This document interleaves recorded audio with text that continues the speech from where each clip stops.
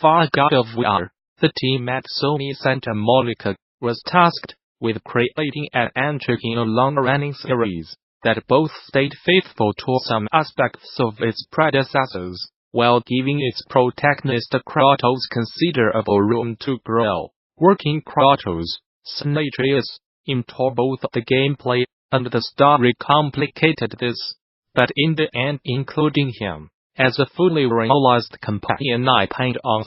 In this talk, senior staff technical combat designer Hayato Yoshida works through several approaches and iterations from Atreus' creation, addressing how the ups and downs of each influenced different elements of God of War. In addition to this presentation, THEGDC Vault and its accompanying YouTube channel offers numerous other free videos, audio recordings, and slides from many of the recent game developers conference events, and the service offers even more members-only content for DD Vault subscribers. Those who purchased all access passes to recent events, like DD, would already have full access to DD Vault, and interested parties can apply for the individual subscription via the DD Vault subscription page. Group subscriptions are also available. Game-related schools and development studios who sign up for DD Vault Studio subscriptions can receive access for their entire office, accompanied by contacting staff via THEGDC Vault Group subscription page. Finally, current subscribers with access issues can contact DD Vault technical support. Super Hot VR has sold over 800,000 copies across all VR platforms, a milestone that comes around a little over 2 years after the VR game's first launch. That's a sizable milestone. Any title. It's also one that also comes with the news that Super Hot VR has officially outearned its non-VR predecessor in terms of revenue. Super Hot VR first emerged as a timed Oculus Rift exclusive in late 2016 before launching for other VR platforms like the HTC Vive, PlayStation VR and Windows Mixed Reality in early 2017.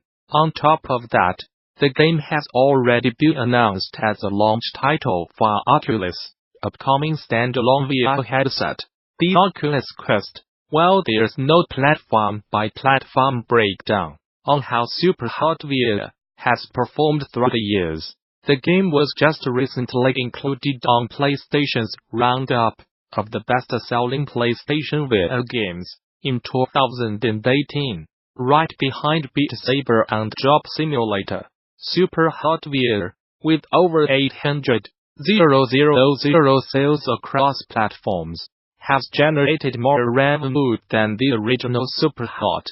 Hey game makers, as you are lining up your schedules for the 2019 Game Developers Conference in San Francisco this March, make sure to leave some time to check out some of this year's top-shelf air days. If you have never attended a DD Dev Day before, it's basically a full-day program where you can learn firsthand about the latest game dev tech and tools, organized by leading game tech companies like Amazon, Autodesk, Facebook, Google, the Kronos Group, and Unity Technologies, featuring a day's worth of the latest tips and insight from some of the top movers and shakers in the industry.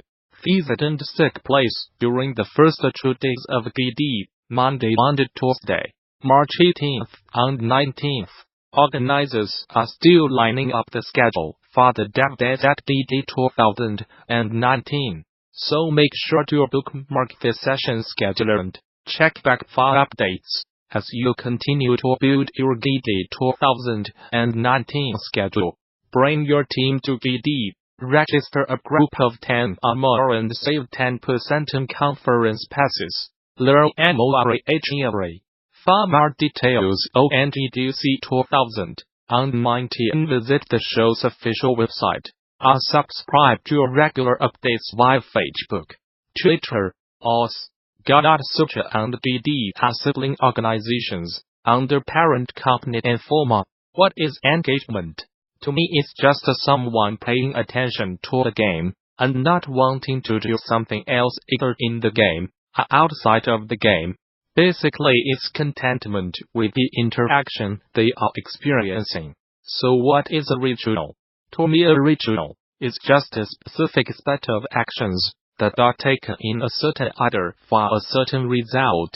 This subject touches a lot on abstraction in games, and how similar game actions are to real-life actions. I actually wrote a whole article about mechanics that skewed towards real life, which I call diegetic mechanics, and you can read about it on Gamasutra here. In summary, diegetic mechanics are verbs the player can take that align with what the character they are inhabiting in the game is doing. So if the character in the game would wait for an elevator, then the player is going to be waiting for an elevator. No skips, no cuts, no super fast elevators, meant just for you.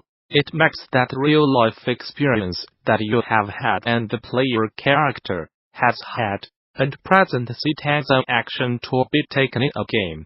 The method of engagement that this article talks about is an expansion of this idea. I have wanted to make a video or an article about this subject for a long time. The issue was that I did not really know why I liked this kind of actions, why that kind of experience was good for a game, or why anyone would ever want to deal with the mundane elements of life in a virtual world, where they can all be skipped. After thinking about this off and on for months, and having a conversation with an indie developer friend of mine, I figured it out. I concluded that these things are engaging not because of the actions you are taking themselves, but because they promote a mindset and behavior that makes the other actions, conversations, stories, and choices of a game far more compelling. Or put more directly, they make you act in a way that maximizes the enjoyment of the game. So they are a device to make the player do what the game designer wants. Just like popping a light in an otherwise dark room, or having a character yell through a radio to press the button. Press it. But these forms of player direction are entirely external. What I think makes ritualistic actions in games so powerful is that it changes how the player thinks by making and letting them reflect while also acting. Jalopy is a game about a road trip with a junky little car that needs constant care. This game makes you do everything bit by bit. Pick up the gas can, open the hood, open the cap, pour in the gas, close the cap, close the hood, take the gas can back to the trunk. Now you have gas. Yay! Compare that to a racing game. You have infinite gas in a racing game. Stopping for a pit crew would stop the action, and it's just a bunch of pixels anyway, so they skip that step. They just let you race. Would stopping for a pit crew make you play racing games differently? Of course. You do need to think about your fuel usage, and not only how fast you are going. You would need to strategically get your tires switched to get more traction at critical parts of a race. It makes you think about the game differently. Jalopy lets you think about the game differently as well by making you connect with your car. It needs things. It's in trouble. This is not just a trip. It's about how you make the trip. The game wants you to think about the game world, so it gives you time to think about the game world. To think about spending money on what there is to spend money on, and what you cannot afford. It does this through the ritual you have with the car you drive.